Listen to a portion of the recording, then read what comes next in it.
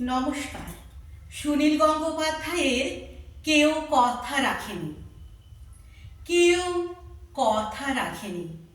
৩৩ বছর কাটলো, কেউ কথা রাখেনি।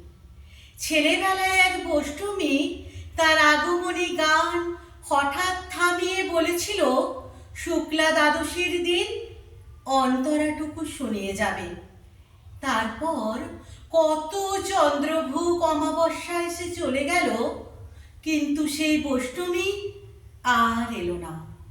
২৫ বছর প্রতীক্ষায় আছি।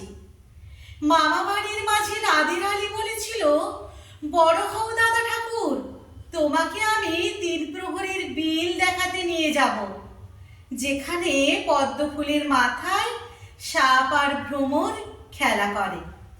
নাদির আলী, আমি আর কত বড় হব?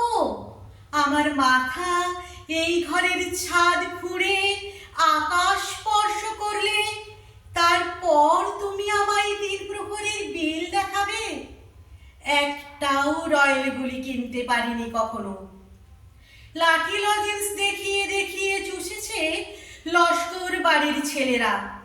ভিখারির মতন চৌধুরীদের গেটে দাঁড়িয়ে দেখেছি ভিতরে রাস উৎসব।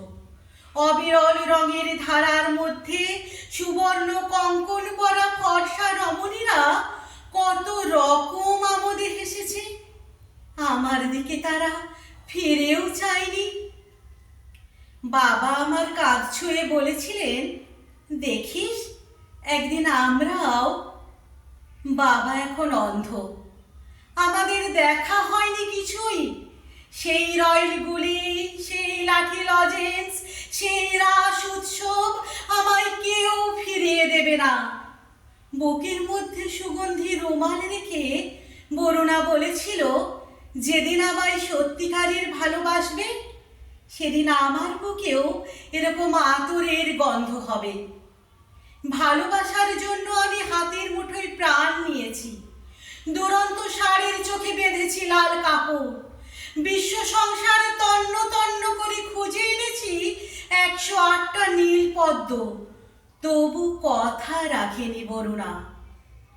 এখনো তার বুকে শুধুই মাংসের গন্ধ। এখনো সে যে কোনো নারী। কেউ কথা রাখেনি। ৩৩ বছর কাটলো, কেউ কথা রাখে না।